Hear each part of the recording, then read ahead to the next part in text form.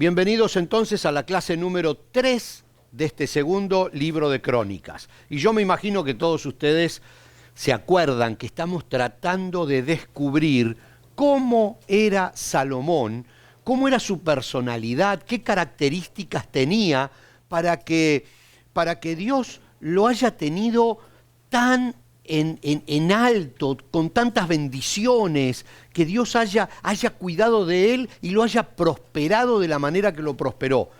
Ya antes de Salomón, estudiando el libro de Crónicas, estudiamos también a David, que Dios dijo, es un hombre que me cae bien, es un hombre de acuerdo a mi corazón. Y estudiamos algunas características del padre de Salomón, de David, y sería bueno que los que no pudieron estar en esas clases tan interesantes donde estudiábamos acerca de las características de la personalidad de David para que Dios dijera eso de él, pudieran revisar las clases anteriores, especialmente de Primera de Crónicas, porque sería lindo que cada uno de nosotros aplicara alguna de las características del rey David para que Dios también pudiera decir de nosotros que estamos de acuerdo a su corazón. Sería fabuloso, ¿verdad? Y también entonces ahora vamos a aprovechar a estudiar las características de la personalidad de Salomón siguiendo el libro de Segunda Crónicas. Hoy tenemos bastante lectura y nuestra reflexión va a estar bien al final, así que les pido paciencia y que puedan seguir, ustedes aquí y ustedes que nos están siguiendo a través de las cámaras, puedan seguir atentamente la lectura, porque el tema de hoy, una de las características de la personalidad de Salomón, es su humildad.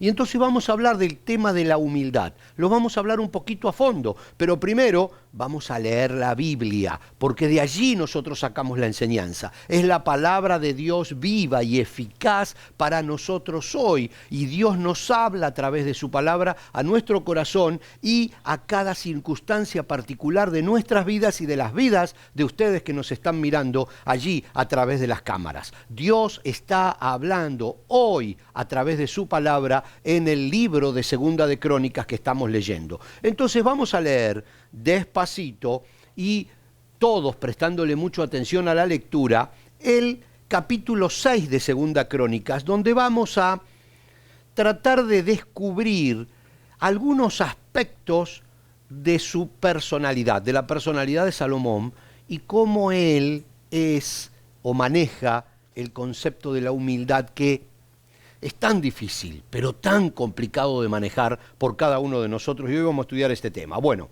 Segunda Crónicas capítulo 6 dice, luego el rey se dio vuelta hacia toda la comunidad de Israel, Salomón, que estaba en pie ante él, y después de bendecir al pueblo dijo, alabado sea el Señor Dios de Israel, quien cumplió su promesa que le hizo a mi padre David, pues le dijo a mi padre, desde el día en que saqué a mi pueblo de la tierra de Egipto, nunca escogí una ciudad de ninguna de las tribus de Israel como el sitio donde se construyera un templo para honrar mi nombre. Tampoco elegí a un rey para que guiara a mi pueblo Israel, pero ahora he elegido, dice Dios, a Jerusalén como el lugar para que mi nombre sea honrado, y he elegido a David para que sea rey de mi pueblo Israel. Todo lo que está subrayado lo agregué yo porque es importante que nosotros vayamos prestándole atención a los detalles. Después Salomón dijo, mi padre, David, quería construir este templo para honrar el nombre del Señor, Dios de Israel.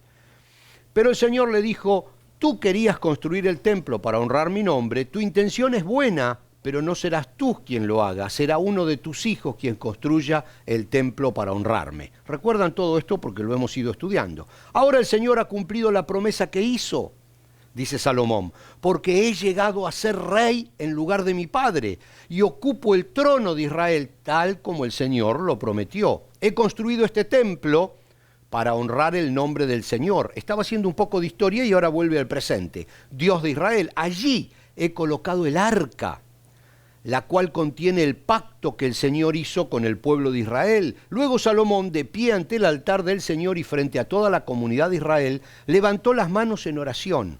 Ahora bien, Salomón había hecho una plataforma de bronce de 2 metros con 30 centímetros de largo.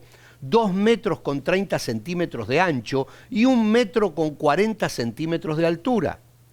Y la había colocado en el centro del atrio exterior del templo. Se puso de pie sobre la plataforma y después se arrodilló frente a toda la comunidad de Israel y levantó las manos hacia el cielo. Oró así. Por favor, presten atención a los detalles. Yo voy a ir después sobre los detalles, pero ustedes presten atención porque estamos tratando de entender cómo era Salomón, ¿ok? Entonces, ¿cómo ora Salomón? Dice, oh Señor, Dios de Israel, no hay Dios como tú en los cielos ni en la tierra. Tú cumples tu pacto y muestras amor inagotable a quienes andan delante de ti de todo corazón. Has cumplido tu promesa a tu siervo David, mi padre. Pronunciaste esa promesa con tu boca y hoy la has cumplido con tus propias manos. Ahora, oh Señor, Dios de Israel, lleva a cabo la otra promesa que le hiciste a tu siervo David, mi padre. Cuando le dijiste, si tus descendientes cuidan su comportamiento y siguen mi ley con fidelidad, así como tú lo has hecho, siempre habrá uno de ellos sentado en el trono de Israel. Ahora, oh Señor, Dios de Israel, cumple esa promesa que le hiciste a tu siervo David. ¿Pero es realmente posible que Dios habite en la tierra entre seres humanos?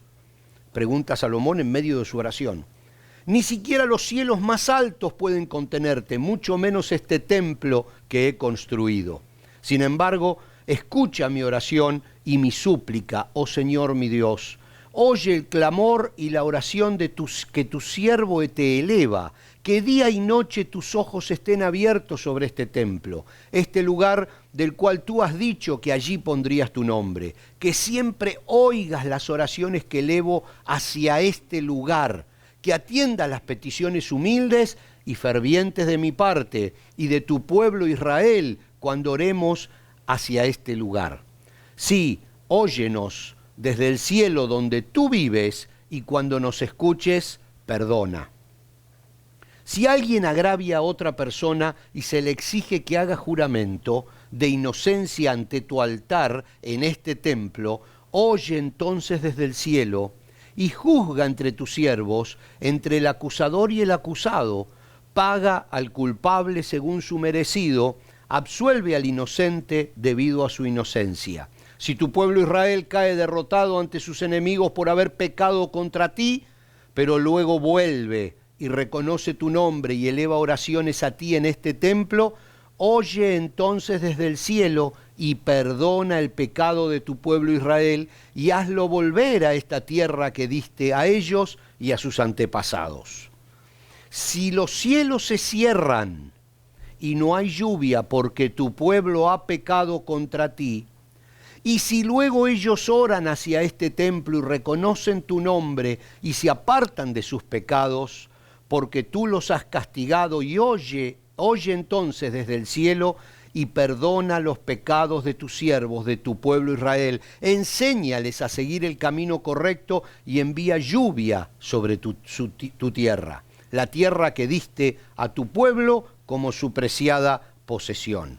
Si hay hambre en la tierra, o pestes, o plagas en los cultivos, o ataques de langostas u orugas, o si los enemigos de tu pueblo invaden el territorio y sitian las ciudades, cualquiera sea el desastre o la enfermedad que ocurra, si luego tu pueblo, Israel, ora por sus dificultades con las manos levantadas hacia este templo, oye entonces desde el cielo donde vives y perdona.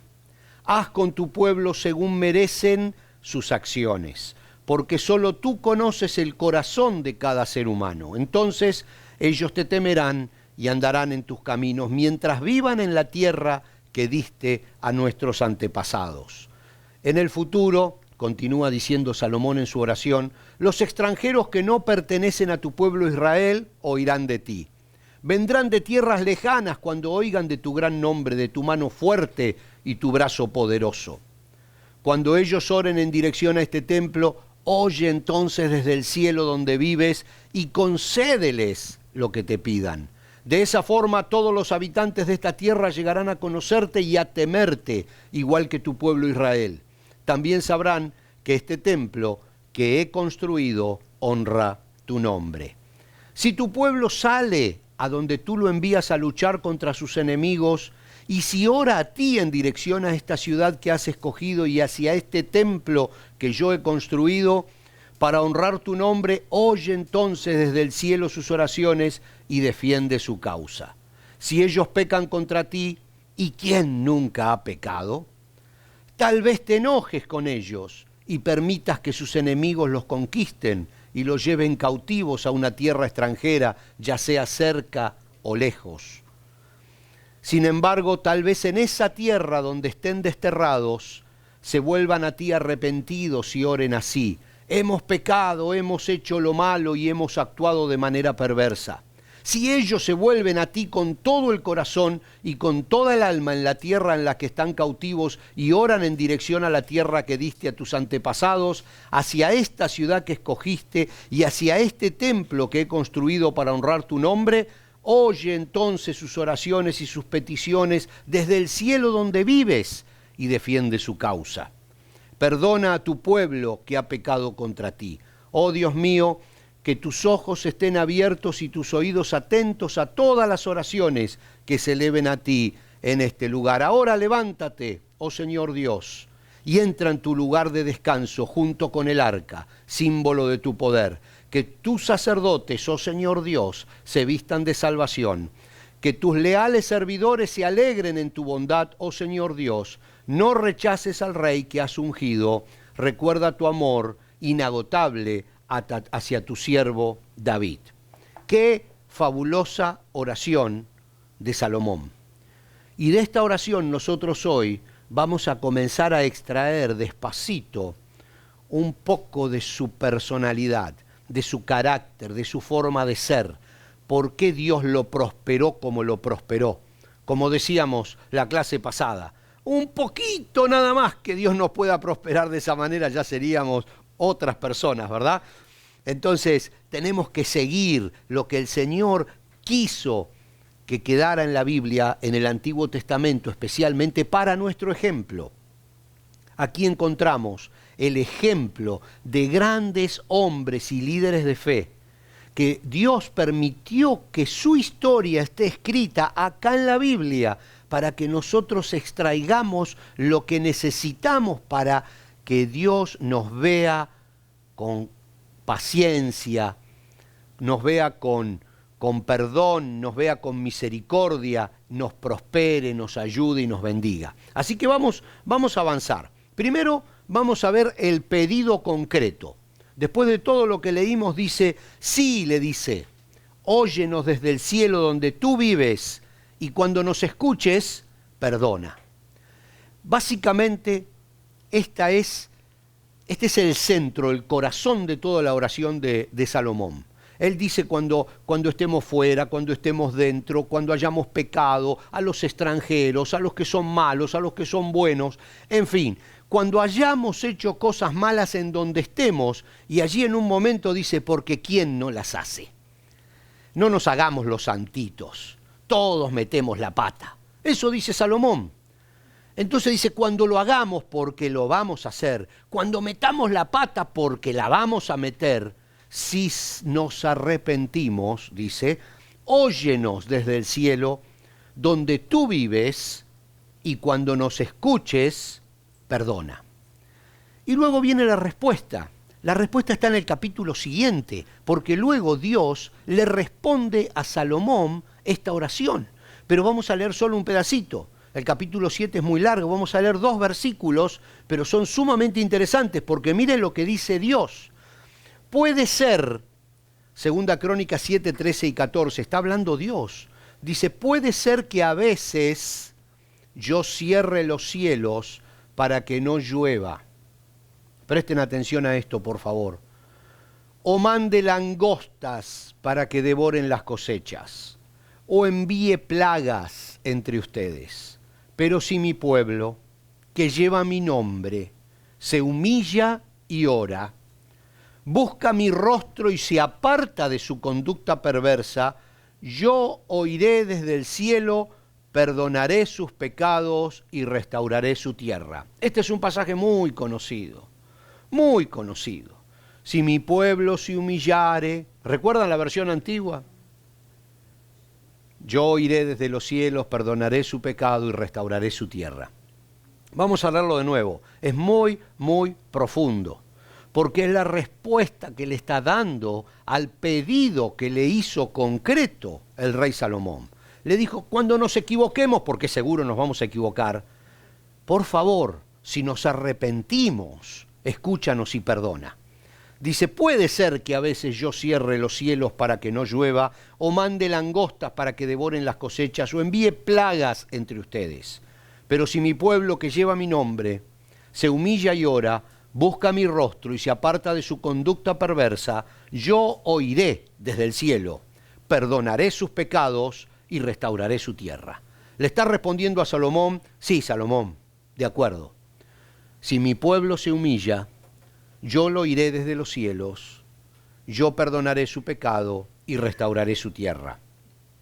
Tema de hoy, un tema muy mal manejado muchas veces por todos nosotros.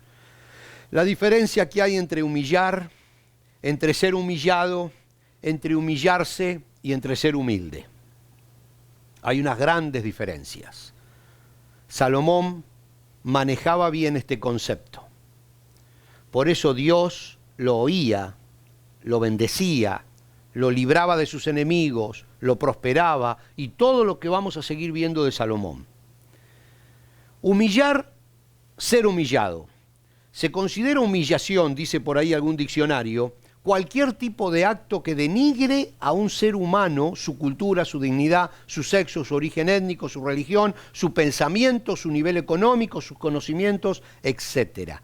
Que lo denigre, que lo avergüence. Humillar a alguien es afectar la dignidad de esa persona, generalmente en público, para avergonzarla.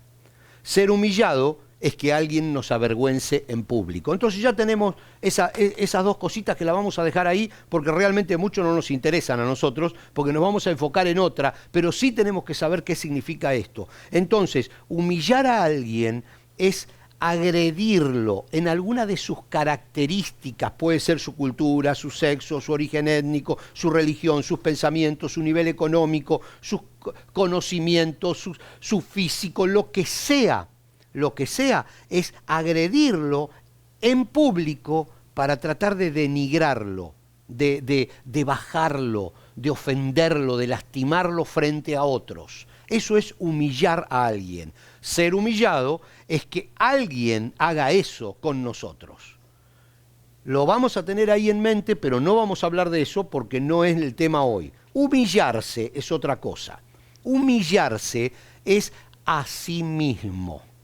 Y no es agredirse, ni ofenderse, ni lastimarse, ni avergonzarse en público, sino que es abatir el orgullo propio o la altivez, viviendo sin presumir desmedidamente y abusivamente de los logros. Fíjense qué interesante. O sea, si logro algo, si soy algo, si alcancé algo, no presumir desmedidamente de eso.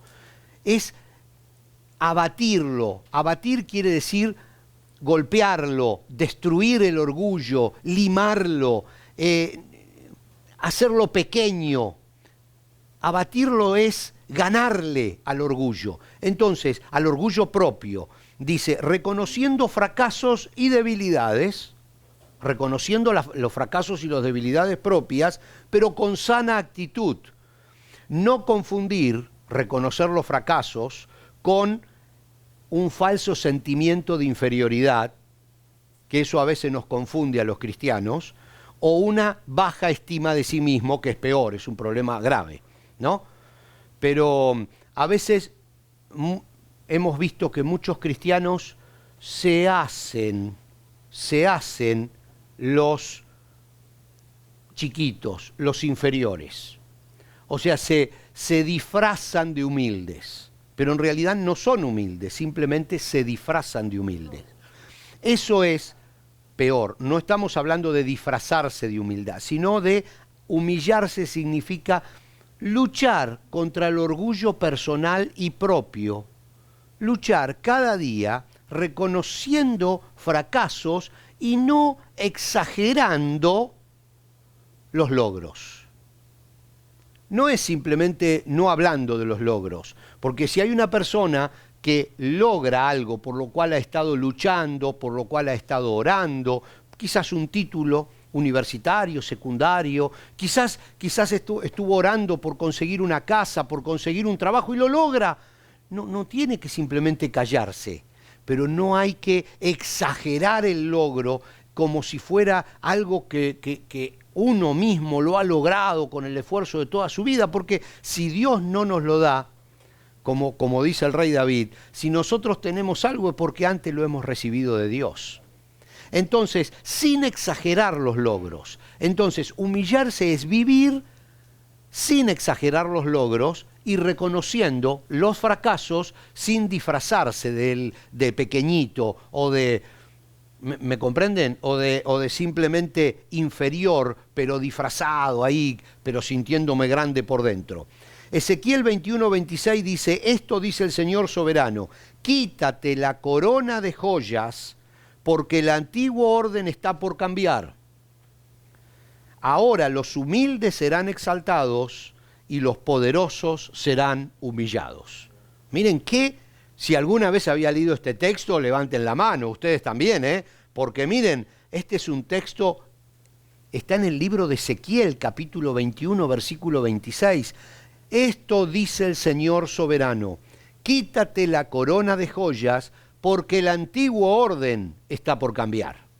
Ahora los humildes serán exaltados y los poderosos serán humillados. Quiero decirles que ya estamos en el nuevo orden.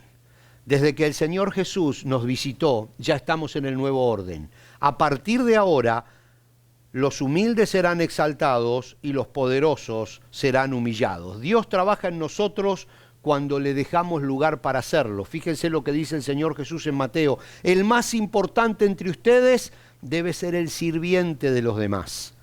Pero aquellos que se exaltan a sí mismos serán humillados, y los que se humillan a sí mismos serán exaltados. Él dio un montón de ejemplos acerca de esta actitud que nosotros tenemos que tener. La actitud que tuvo el rey David cuando bailaba adelante de la gente porque había logrado traer el arca y su esposa le dijo, ¿cómo puede ser que un rey esté bailando entre las sirvientas? Y él se ofendió y tenía razón para ofenderse. Porque dice, me voy a humillar 100 veces si es necesario, dice, con tal de reconocer a mi Dios, dijo el rey David. Y Salomón se pone de pie y se arrodilla frente a la asamblea y frente a todo Israel, frente al templo, y dice, Señor, perdóname y perdónanos porque nos equivocamos todos. El rey es uno de los reyes más poderosos de la tierra. Entonces, el Señor Jesús dice, aquellos que se exaltan a sí mismos serán humillados y los que se humillan a sí mismos serán exaltados. Pero recordemos el concepto de humillarse a sí mismo, ese concepto que vimos en tercer lugar, no el de humillar a una persona ni de ser humillado, sino de auto-humillarse, que significa luchar contra el orgullo propio, contra la altivez, reconociendo los fracasos, los errores y no dándole demasiada importancia a los logros. Ese tipo de humillación. Primera Pedro dice en 1 Pedro 5:6, así que humíllense ante el gran poder de Dios y a su debido tiempo Él los levantará con honor. Porque el antiguo orden cambió, como dice Ezequiel, como dice Dios a través del profeta Ezequiel. El antiguo orden cambió. Ya no se trata de lo que uno haga, se trata de si le da lugar a Dios para que actúe en la vida de uno. Y los altivos, los orgullosos, los que no se humillan a sí mismos, no le dan lugar a Dios y Dios no puede exaltarlos y solamente vale lo que ellos hacen y lo que ellos hacen realmente no sirve para nada. Hay muchos pasajes en la Biblia que yo pudiera mencionar en este momento, pero tendríamos una clase de varias horas. Entonces, pero si a ustedes les interesa el tema, basta con investigar en la Biblia y van a ver este concepto, qué profundo que es, dejar trabajar al Señor. Nuestra humillación es dejarlo trabajar a Él. Es decir, nada tengo yo por mérito propio. Y entonces Dios dice, wow, con esta persona puedo trabajar. y lo levanta. Dios responde ante la actitud humilde. Miren lo que pasa con Daniel. Entonces dijo un ángel que se le había aparecido a Daniel. El ángel le dijo de parte de Dios: no tengas miedo, Daniel. Desde el primer día que comenzaste a orar para recibir entendimiento y a humillarte delante de tu Dios, le dice el ángel al profeta Daniel, tu petición fue escuchada en el cielo. He venido en respuesta a tu oración. ¿Qué tal? Desde el primer momento en que oraste para pedir entendimiento y te humillaste, dejaste de pensar que eras la última Coca-Cola del desierto. Desde ese día tu oración fue escuchada en el cielo y yo, le dice el ángel, soy la respuesta a tu oración. Tienen que leer todo el capítulo 10 de Daniel, es fabuloso. Daniel había pasado 3 semanas de luto por un amigo que se le había muerto, llorando, estaba débil. Y el ángel vino a fortalecerlo y le dijo: no tengas miedo, Dios escuchó tu oración. Desde que te humillaste a ti mismo, comenzó a escuchar tu oración. Y he venido para darte ánimo, para darte fuerza, para levantarte. Autohumillarse hasta alcanzar la humildad. Números 12:3. Dice la Biblia: Moisés era muy humilde, más que cualquier otra persona en la tierra. Números 12:3. ¿Había leído este pasaje antes? Usted sabía que uno de los líderes más grandes de la historia de la humanidad, Moisés. ¿Usted sabía que Moisés es el líder de las 3 principales religiones más grandes del planeta? Es reconocido por los israelitas, por los judíos, es reconocido por los musulmanes, es reconocido por los cristianos.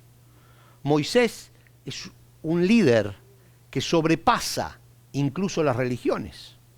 Sin embargo, la Biblia dice de él que era más humilde que cualquier otra persona en la tierra. Salmo 138 dice: el Señor se ocupa de los humildes, pero se mantiene distante de los orgullosos. Por eso, humillarse a sí mismo es luchar contra el orgullo propio. Otra vez, sí, dándole valor a los logros, pero no exagerado valor. Y también reconociendo los fracasos, los errores, las metidas de pata. Eso es abatir el orgullo propio, porque cuando abatimos nuestro orgullo, le damos lugar a Dios para que nos levante. Si es necesario levantarnos, si no, no nos va a levantar. Si hace bien a su obra, si es su voluntad, nos va a levantar, si no, no. No es que lo hacemos para que Él nos levante. No es que nos agachamos para que Él nos lleve arriba. Nos agachamos porque nos tenemos que agachar. Si es su voluntad exaltarnos, nos va a exaltar. Y si no es su voluntad exaltarnos, no nos va a exaltar. Pero nuestro deber es abatir nuestro orgullo, ganarle a nuestro orgullo, darle lugar a Él para que trabaje en nuestra vida. Cuando la humildad, y este es un problema que también tenemos muchos los cristianos, la humildad no... Bueno, primero, cuando no está acá en esta placa, cuando la humildad se confunde con la pobreza, humildad, pobre, ahí la rechazamos. Fíjense, la tenemos en la siguiente, o está acá, o está en esta misma placa.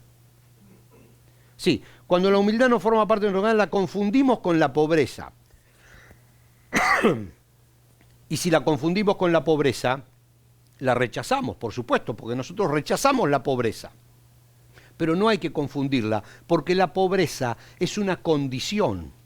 Uno es pobre porque no tiene dinero, es pobre por circunstancias de la vida. Pero la humildad es un valor, no tiene nada que ver con la pobreza física. Fíjense, Gálatas 5, 22 y 23 dice: la clase de fruto que el Espíritu Santo produce en nuestra vida es amor, alegría, paz, paciencia, gentileza, bondad, fidelidad, humildad y control propio. La pobreza, como dijimos, es una condición. La humildad es fruto del Espíritu Santo en nuestra vida. La humildad es un fruto del Espíritu Santo. Es fruto, no uno, es fruto. porque el fruto del Espíritu Santo es todo esto, es una sola cosa. Es amor, alegría, paz, paciencia, gentileza, bondad, fidelidad, humildad y control propio. Ese es el Espíritu Santo en nuestra vida. No podemos tener uno y el otro no. Es o no es. Es el fruto uno del Espíritu Santo, todas estas cosas. Filipenses 2, 3, 8, con esto vamos a ver de terminar, dice el apóstol Pablo hablándole a la iglesia que estaba en Filipos, dice, no sean egoístas, no traten de impresionar a nadie, muchachos, no sean egoístas, no traten de impresionar a nadie, sean humildes, es decir, considerando a los demás como mejores que ustedes, no se ocupen solo de sus propios intereses, sino también procuren interesarse en los demás. Tengan la misma actitud que tuvo Cristo Jesús, aunque era Dios, no consideró que el ser igual a Dios fuera algo a lo cual aferrarse. En cambio, renunció a sus privilegios divinos, adoptó la humilde posición de un esclavo y nació como un ser humano. Cuando apareció en forma de hombre, se humilló a sí mismo en obediencia a Dios y murió en una cruz como morían los criminales. Salomón era humilde, siendo el hombre más rico de la tierra. Creo que lo dijimos en la clase anterior o la otra. Nunca hubo una persona tan rica económicamente hablando como Salomón. Según los valores que dice la misma Biblia de sus fortunas, no existe nadie hoy, ni los 10 hombres hoy día más ricos de la tierra, sumando todas sus fortunas, llegan a la fortuna que tenía el rey Salomón. Entonces, era un hombre rico, definitivamente, el más rico de la historia de la humanidad. Sin embargo, él era una persona humilde. Y si hoy queremos saber cómo era Salomón, que Dios lo levantó de la manera que lo levantó y lo prosperó como lo prosperó, era humilde, se sabía ubicar, luchaba contra su propio orgullo, agarraba y decía, cada vez que se equivocaba, me equivoqué. Y cada vez que lograba algo decía, gracias a Dios lo logré. Y de esa manera, Dios lo tuvo en cuenta.